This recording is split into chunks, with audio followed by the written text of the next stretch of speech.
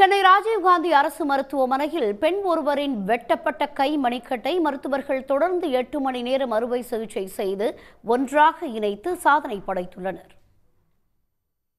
சென்னை கண்ணகி நகரைச் சேர்ந்த 23 வயது இளைஞர் தன்னுடைய தந்தையின் இறப்புக்கு தாய்தான் காரணம் என்று கருதி தாயின் 2 கை மணிக்கட்டுகளிலும் வெட்டினார். பலத்த காயமடைந்த அவர் சென்னை ராயப்பேட்டை அரசு மருத்துவமனையில் அனுமதிக்கப்பட்டு பிறகு மேல் சிகிச்சைக்காக ராஜீவ்காந்தி அரசு மருத்துவமனைக்கு அனுப்பி வைக்கப்பட்டார்.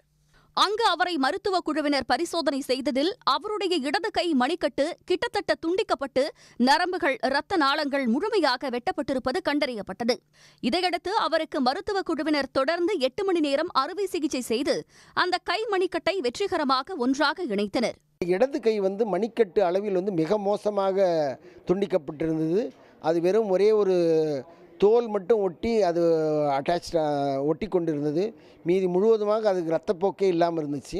அதனால் அந்த மணிக்கட்டை அதை ஸ்டெபிளைஸ் செய்து அதில் இரத்த குழாய், தசை நார்கள், உணர்ச்சி நரம்புகள், நர்வ்ஸ் அப்புறம் எல்லாத்தையும் ஒன்றொன்றும் தனித்தனியாக, அதாவது முன்பக்கமும் பின்பக்கமும் எல்லாவற்றையும் இணைத்து அவை சேர்க்கப்பட்டு தையல் போடப்பட்டு அவருடைய சேர்க்கப்பட்டது. அதே மாதிரி வலது கையும் 80% மிடில் ஆஃப் த முழங்கையினுடைய மத்திய பகுதியில் வெட்டப்பட்டிருந்தது.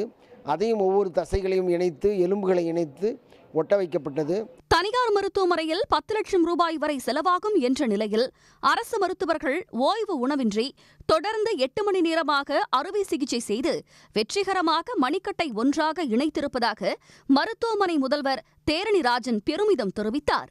இப்படிப்பட்ட ஒரு சிகிச்சை முறை என்பது ஒரு 20, அதாவது நீங்கள் தனியார் மருத்துவமனை போனோன்னா கிட்டத்தட்ட ஒரு 10 லட்சம் ரூபாய் மேலே ஆகும். இவருக்கு 6 வாரம் தொடர்ந்து சிகிச்சை அளிக்க வேண்டும். அவர் முழுமையாக நல்ல ஒரு உடல் நலத்துடன் தான் இருக்கிறாங்க. பட் ஆனால் அவர்களுக்கான கேர்லாம் கொடுக்க வேண்டிய விஷயங்கள் இருக்குது. உடலில் மற்ற இடங்களில் ஏற்பட்ட வெட்டுக்காயங்களுக்கு தையல் போடப்பட்டு அவசர சிகிச்சை பிரிவுக்கு அந்த பெண் மாற்றப்பட்டு தொடர் கண்காணிப்பில் வைக்கப்பட்டுள்ளார்.